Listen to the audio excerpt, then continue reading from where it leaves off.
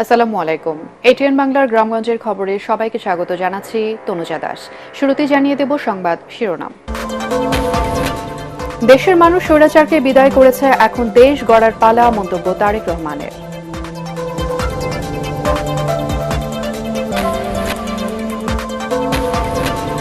বকেয়া বেতন সহ বিভিন্ন দাবিতে গাজীপুরের চন্দ্রায় পোশাক কারখানা শ্রমিকদের ঢাকা টাঙ্গাইল মহাসড়ক অবরোধ, দুর্ভোগে যাত্রীরা। এবং আদালতে নিষেধাজ্ঞা অমান্য করে ঝিনাইদহ পৌরসভার জায়গা দখল করে অবৈধভাবে মার্কেট নির্মাণ, আইনগত ব্যবস্থা নেওয়ার আশ্বাস কর্তৃপক্ষের। শুনছিলেন শিরোনাম, এবারে বিস্তারিত। চট্টগ্রামে আইনজীবী সাইফুল ইসলাম আলিফের হত্যার বিচারের দাবিতে এবং সন্ত্রাসী সংগঠন ইসকনকে নিষিদ্ধের দাবিতে নড়াইলে মানববন্ধন অনুষ্ঠিত হয়েছে। জেলা জাতীয়তাবাদী আইনজীবী ফোরামের আয়োজনে মানববন্ধনে শতাধিক আইনজীবী উপস্থিত ছিলেন। আইনজীবী ফোরামের জেলা সভাপতি অ্যাডভোকেট আব্দুল হক, সাধারণ সম্পাদক অ্যাডভোকেট তারিকুজ্জামান লিটু এবং নড়াইল জেলা আইনজীবী সমিতির সাধারণ সম্পাদক অ্যাডভোকেট পরিতোষ বাগচি সহ অন্যান্যরা এই সময় বক্তব্য রাখেন।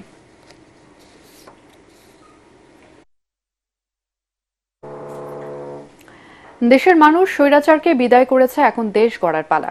সেটা করতে ডাক্তার, ইঞ্জিনিয়ারের পাশাপাশি মেধাবী খেলোয়াড় তৈরির তাগিদ দিয়েছেন বিএনপির ভারপ্রাপ্ত চেয়ারম্যান তারেক রহমান। লালমনিরহাটের বড়বাড়িতে শহীদ আবুল কাশেম মহাবিদ্যালয় মাঠে শহীদ জিয়া স্মৃতি ফুটবল টুর্নামেন্টের ফাইনাল ম্যাচের আগে লন্ডন থেকে ভিডিও কনফারেন্সে যুক্ত হয়ে তিনি একথা বলেন। তিনি বলেন, জনগণের সমর্থনে বিএনপি সরকার গঠন করতে পারলে সরকারের পক্ষ থেকে প্রশিক্ষণ দিয়ে ভালো খেলোয়াড় তৈরি করা হবে। পেশাদার খেলোয়াড় আর সাংস্কৃতিক কর্মী গড়ে তুলতে পারলে নতুন কর্মসংস্থান সৃষ্টি হবে। সমাপনী অনুষ্ঠানে বিএনপির স্থায়ী কমিটির সদস্য মির্জা আব্বাস উপস্থিত ছিলেন।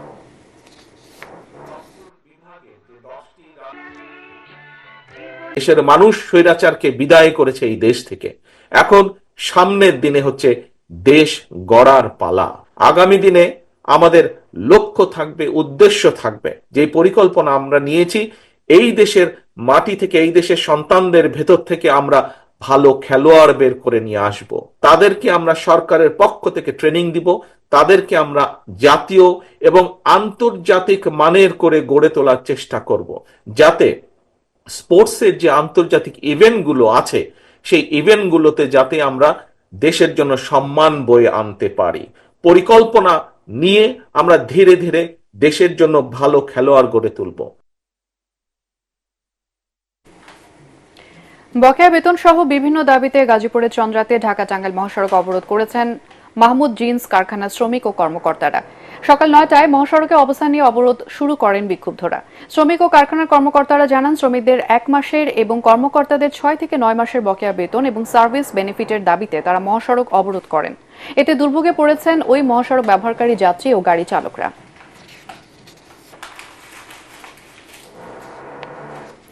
যশোরের বেনাপোল স্থলবন্দর দিয়ে গত ১০ দিনে বিনা শুল্কে ভারত থেকে ১০৩০ মেট্রিক টন চাল আমদানি করা হয়েছে। চালের বাজার স্থিতিশীল রাখতে ভারত থেকে মোটা চাল আমদানির উদ্যোগ নেয় সরকার। বাণিজ্য মন্ত্রণালয় বিভিন্ন আমদানিকারক প্রতিষ্ঠানকে বিনা শুল্কে সিদ্ধ ও আতপ চাল আমদানির অনুমোদন দেওয়া হয়। আগামী ১০ ডিসেম্বরের মধ্যে এসব চাল আমদানি করতে হবে। এদিকে দেশীয় বাজারে পাইকারি দামের তুলনায় ভারতের বাজার থেকে আমদানি করা চালের দাম বেশি পড়ছে। এতে লোকসানের মুখে পড়ার শঙ্কায় চাল আমদানিতে আগ্রহ হারাচ্ছেন আমদানিকারকরা। প্রতি কেজি চালের আমদানি মূল্য ৫১ টাকা, অন্যান্য খরচ ১.৫ টাকা। সব মিলিয়ে প্রতি কেজি চালের মূল্য পড়েছে ৫২.৫ টাকা। অথচ দেশীয় বাজারে প্রতি কেজি মোটা স্বর্ণা চাল পাইকারি ৫০ টাকা দরে বেচাকেনা হচ্ছে।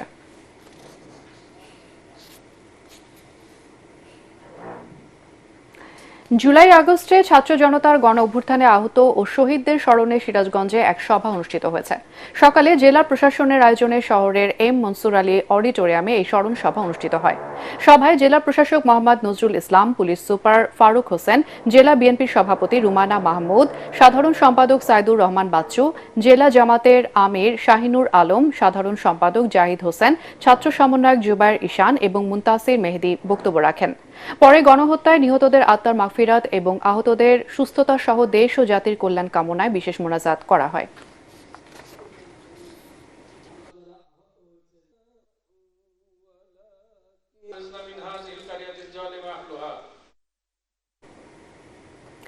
নতুন বাংলাদেশে কেমন সংবিধান চাই শিরোনামে ঝালকাঠির আইনজীবীদের উদ্যোগে আলোচনা সভা অনুষ্ঠিত হয়েছে।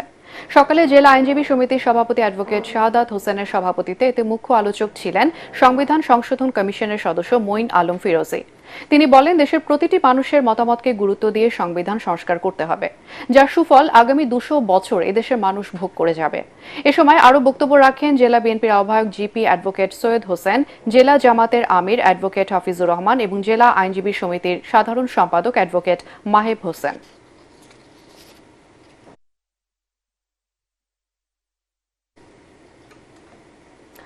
ঝিনাইদহ পৌরসভার জায়গা দখল করে অবৈধভাবে গড়ে তোলা হয়েছে মার্কেট। পৌরসভার অনুমতি ছাড়াই পেশি শক্তি খাটিয়ে গড়ে তোলা এসব স্থাপনা নির্মাণে আদালতে নিষেধাজ্ঞা থাকলেও তা মানা হচ্ছে না। এ ব্যাপারে ব্যবস্থা গ্রহণের আশ্বাস পৌর কর্তৃপক্ষের। ঝিনাইদহ প্রতিনিধি নিজাম জোয়ারদার বাবলুর পাঠানো রিপোর্ট জানাচ্ছেন ফারহিন ইসলাম টুম্পা। ছিল শিশু পার্ক, সেখানেই ভবন নির্মাণের বরাদ্দ দেয় ঝিনাইদহ পৌর কর্তৃপক্ষ। পরিবেশবাদী সংগঠনের মামলার কারণে এতদিন বন্ধ ছিল নির্মাণ কাজ, কিন্তু 5 আগস্ট রাজনৈতিক পট পরিবর্তনের পর সেখানে রাতারাতি নির্মাণ করা হয় 20টি দোকান। এলাকাবাসীর দাবি, সরকার পরিবর্তনের সুযোগে সেখানে দোকান নির্মাণ করেছেন সুযোগ সন্ধানী ব্যবসায়ীরা। পার্কটা ছিল সম্পূর্ণ ফ্রি, আর মিস্টার টুডি সাহেব এটা দান করেছিল জাস্ট পার্কের জন্য এবং ওই খেলার মাঠের জন্য। আমরা 5 তারিখের আগে থেকে আমরা এখানে ছিলাম, কিন্তু সামনে একটু দুর্বলভাবে ছিলাম। 5 তারিখের পর থেকে একটু ভালোভাবে আছে। আমরা পৌরসভা থেকে একটা দলিল নিয়েছি, সেই দলিল মোতাবেকই আমরা আছি। মার্কেটের পূর্বে যাদের দোকান ছিল, এনারা পুনরায় আবার এখানে দোকান করেছে। আমি ভাড়াটি হিসেবে আছি, ভাড়া নিয়ে। তাদের নিজস্ব জমির কাগজ এভিডেন্স সব কিছু আছে। তারা দোকান করছে, কিভাবে করছে না করছে আমি এটা জানি না। এখানে কোনো দোকান পৌরসভার অনুমতি বাধাই হয়েছে, যেহেতু পৌরসভার কোনো অনুমতি নেই, পৌরসভা ভাড়া নেয় না। অবৈধভাবে মার্কেট নির্মাণে ক্ষুব্ধ সামাজিক সংগঠনগুলো। পৌরসভার মার্কেট নির্মাণের উপর আদালতের রায় রয়েছে, কিন্তু এখন যারা মার্কেট নির্মাণ করলো এদের নিয়ে কিন্তু কোনো মামলা মোকদ্দমা নেই, শুধু এই যে উচ্ছেদ করে দেওয়ার ব্যাপারে কোনো বাধাও নেই। পৌরসভায় প্রশাসক বলছেন তিনি কিছুই জানেন না। কে বা কাহারা রাতের আধারে সেখানে কিছু দোকানপাট নির্মাণ করে, এ বিষয়ে পৌরসভার ঝিনাইদহ পৌরসভা থেকে কোনো অনুমতি দেওয়া হয়নি। আমরা খুব তাড়াতাড়ি তাদের বিরুদ্ধে আইনানুগ ব্যবস্থা গ্রহণ করব। আদালতের আদেশ অমান্য করে মার্কেট নির্মাণ করায় আইনগত ব্যবস্থা নেয়ার দাবি এলাকাবাসীর। Bureau report, ATN Bangla. কক্সবাজারে সেন্ট মার্টিন দ্বীপের অদূরে বঙ্গোপসাগরে মাছ ধরার সময় মিয়ানমার নৌবাহিনীর গুলিতে বাংলাদেশি এক জেলে আহত হয়েছেন। গুলিবিদ্ধ জেলে মোহাম্মদ এরশাদ টেকনাফের সেন্ট মার্টিন দ্বীপের গলাচিপায় বসবাস করেন, তবে তার গ্রামের বাড়ি খাগড়াছড়ি জেলায়। এ ব্যাপারে বিজিবি টেকনাফ 2 ব্যাটালিয়নের ভারপ্রাপ্ত অধিনায়ক মেজর মোহাম্মদ ইশতিয়াক মুর্শেদ জানান, সাগরে মাছ ধরার সময় বাংলাদেশের একটি ট্রলারের জেলেরা ভুলক্রমে মিয়ানমার জলসীমার কিছুটা অভ্যন্তরে ঢুকে পড়ে। এ সময় দেশটির নৌসেনারা ট্রলারটি লক্ষ্য করে গুলি ছোড়ে। এতে এক জেলে ডান হাতে গুলিবিদ্ধ হন। পরে সেন্ট মার্টিনের একটি ক্লিনিকে তাকে চিকিৎসা দেওয়া হয়। পোশাক তৈরির পর ছাঁট কাপড় দিয়ে বিভিন্ন ধরনের ব্যাগ তৈরি করছেন গ্রামের নারীরা। অবসর সময়ে এসব কাজ করে বাড়তি উপার্জন করছেন তারা। স্বপ্ন বুনন নামে একটি প্রকল্পের মাধ্যমে একদল শিক্ষার্থী এসব ব্যাগ ছড়িয়ে দিতে চান দেশ ও দেশের বাইরে। দিনাজপুর প্রতিনিধি মুস্তাফিজুর রহমানের রিপোর্ট জানাচ্ছেন তামান্না জেনিফার। পরন্ত বিকেলের এই চিত্র দিনাজপুরের সদর উপজেলার চাঁদগঞ্জ এলাকার। দল বেঁধে কাজ করছেন গ্রামীণ নারীরা। সংসারের কাজের ফাঁকে এই কাজ করেন তারা। গার্মেন্টস ও টেইলার্সের ছাঁট কাপড় নানা মাপে কেটে তৈরি করছেন ব্যবহার উপযোগী ব্যাগ। দিনাজপুর হাজী মোহাম্মদ দানেশ বিজ্ঞান ও প্রযুক্তি বিশ্ববিদ্যালয়ের কয়েকজন শিক্ষার্থীদের এই উদ্যোগ অনেকের ভরণ পোষণের সংস্থান করছে।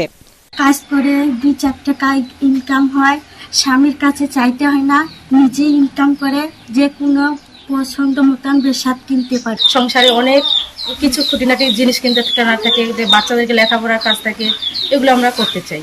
এই যে দক্ষতাটা অর্জন করেছে, এটা করে কিন্তু তারা আজীবন একটা ইনকাম করে যেতে পারবে, যেটা তাদের জন্য একটু সহায়ক হবে।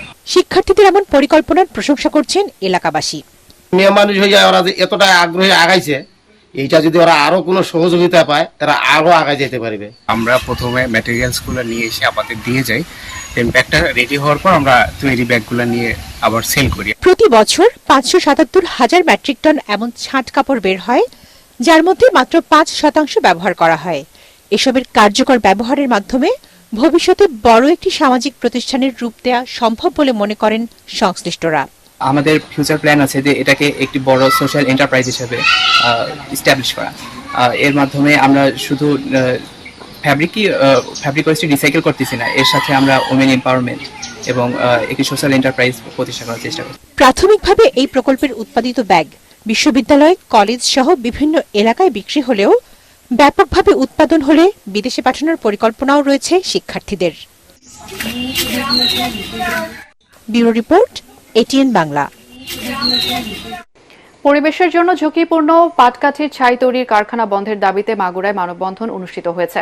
দুপুরে জেলার শ্রীপুর উপজেলার নাকুল ইউনিয়ন গ্রামবাসীর উদ্যোগে শহরের চৌরঙ্গি মোড়ে এই মানববন্ধনের আয়োজন করা হয়। এ সময় বক্তারা বলেন, নাকুল ইউনিয়নের মাঠপাড়ায় বিগত সরকারের প্রভাবশালী মহলের নেতৃত্বে প্রায় 10 বছর আগে রিগা লো কোম্পানির একটি ছাই কারখানা গড়ে ওঠে। এতে শ্বাস প্রশ্বাসজনিত নানা রোগে ভুগছেন শিশু, নারী সহ বৃদ্ধরা। দেশের প্রথম স্যাটেলাইট টেলিভিশন চ্যানেল এটিএন বাংলার সংবাদ প্রচারের পর ময়মনসিংহের ভালুকা উপজেলার মল্লিকবাড়ি ইউনিয়নের নয়নপুর হাজির বাজার সড়কের সংস্কার কাজ শুরু হয়েছে। উপজেলা পরিষদের অর্থায়নে রাস্তাটি সংস্কার করা হচ্ছে।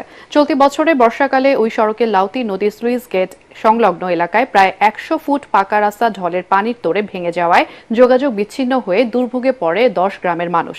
এই ব্যাপারে এটিএন বাংলার সংবাদ প্রচারের পর বিষয়টি কর্তৃপক্ষের নজরে আসে। রাস্তা মেরামত কাজ শুরু হওয়ায় সন্তুষ্ট এলাকাবাসী।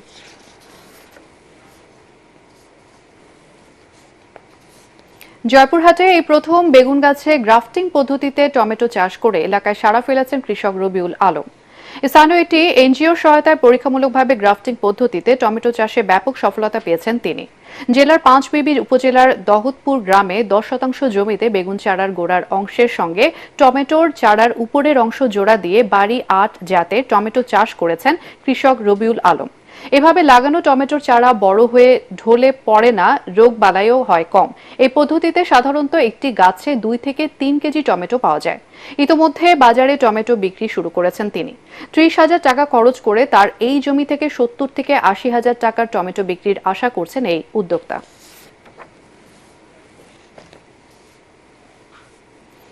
ব্যাপক উৎসাহ আর উদ্দীপনায় সাভারে দ্বিতীয় দিনের মতো চলছে ঢাকা জেলার ইস্পাহানি প্রথম আলো আন্তঃ বিশ্ববিদ্যালয় ফুটবল প্রতিযোগিতা। আয়োজকরা বলছেন, এ ধরনের খেলার মধ্য দিয়ে তৃণমূল থেকে ফুটবলার তৈরি করা সম্ভব হবে। সাভার প্রতিনিধি শেখ বাশারের পাঠানো তথ্য ছবিতে আরো জানাচ্ছেন এস এম আশরাফ। ম্যাচ শুরুর আগে সাভারের বিরুলিয়ায় ডেফোডিল ইন্টারন্যাশনাল ইউনিভার্সিটির ক্যাম্পাসে হাজির খেলোয়াড়, দর্শকরা। দিনের শুরুতে আক্রমণ পাল্টা আক্রমণের ম্যাচে শেষ পর্যন্ত জয়ের হাসি নিয়ে মাঠ ছাড়ে BGMEA university of fashion and technology. তারা 2-1 গোলে পরাজিত করে জগন্নাথ বিশ্ববিদ্যালয়কে। পরের ম্যাচে আহসানুল্লাহ বিজ্ঞান ও প্রযুক্তি বিশ্ববিদ্যালয় আর উত্তরা ইউনিভার্সিটির মধ্যকার নির্ধারিত সময়ের খেলা শেষ হয় ড্রতে। পরে টাই ব্রেকারে 3-1 গোলে আহসানুল্লাহ বিজ্ঞান ও প্রযুক্তি বিশ্ববিদ্যালয় বিজয়ী হয়। আমরা আমাদের ভার্সিটির প্রতিদিন ধরে আসছি, আমরা এটা আজকে আমাদের সেবা দিব। ইনশাল্লাহ আশা করি আমরা জয় নিয়ে মাঠ ত্যাগ করবো, জয় আশা করি আগামী ম্যাচও জিতবো এবং ফাইনালি ইনশাল্লাহ। খেলা শেষে ম্যাচ সেরাদের হাতে পুরস্কার তুলে দেন ইস্পাহানি টি লিমিটেডের ব্যবস্থাপক এনামুল ইসলাম, প্রথম আলোর বিশেষ প্রতিনিধি মাসুদ আলম এবং সাবেক ফুটবলার ও কোচ রকনুজ্জামান। গত বছর 32টা টিম অংশ নিয়েছিল, এবার 42টা টিম অংশ নিচ্ছে এবং গতবার এবার বড় পরিসরে খেলা হচ্ছে। এর মধ্যে আপনি জানেন যে চট্টগ্রাম, রাজশাহী এবং খুলনার আঞ্চলিক পর্ব শেষ হয়েছে, সেখান থেকে 4টি টিম চূড়ান্ত পর্বে উঠেছে। চূড়ান্ত পর্ব অর্থাৎ কোয়ার্টার ফাইনাল। এটা প্রতিযোগিতার মিডিয়া পার্টনার এটিএন বাংলা শুক্রবারও 3টি ম্যাচ মাঠে গড়াবে। Bureau report, ATN Bangla. লালমনিরহাটে সাফ নারী ফুটবল দলের কৃতি খেলোয়াড় মুনকি আক্তারকে সংবর্ধনা দেওয়া হয়েছে। বুধবার বিকেলে জেলা প্রশাসন তাকে এই সংবর্ধনা দেয়। এর আগে তাকে সহ স্থানীয় খেলোয়াড় ও কর্মকর্তাদের নিয়ে একটি র্যালি শহরের বিভিন্ন সড়ক প্রদক্ষিণ করে। সংবর্ধনা সভায় উনাদের মধ্যে বক্তব্য রাখেন জেলা প্রশাসক HM Rakib Haider, police super Tarikul Islam এবং জেলা মহিলা ক্রীড়া সংস্থার সাধারণ সম্পাদক অ্যাডভোকেট আঞ্জুমান আরা শাপলা। সাফজয়ী নারী ফুটবলার মুনকি আক্তারের বাড়ি লালমনিরহাটের পাটগ্রাম উপজেলার কালীরহাট গ্রামে।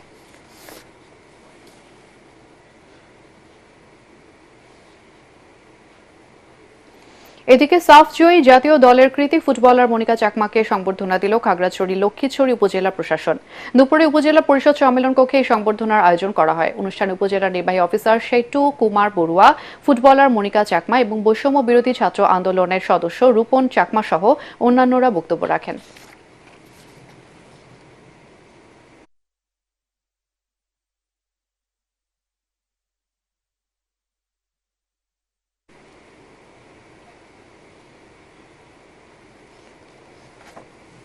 সুনামগঞ্জে অনুষ্ঠিত হলো আন্ত উপজেলা কুস্তি প্রতিযোগিতা। সকালে স্থানীয় স্টেডিয়ামে ক্রীড়া সংস্থার আয়োজনে প্রতিযোগিতার উদ্বোধন করেন জেলা প্রশাসক ডক্টর মোহাম্মদ ইলিয়াস মিয়া। জেলা ক্রীড়া সংস্থার সাধারণ সম্পাদক মোহাম্মদ আল আমিন এবং জেলা কৃষক দলের আহ্বায়ক মোহাম্মদ আনিসুল হক সহ অন্যান্যরা এই সময় উপস্থিত ছিলেন। জেলার 5টি উপজেলা কুস্তি দল প্রতিযোগিতায় অংশ নেয়।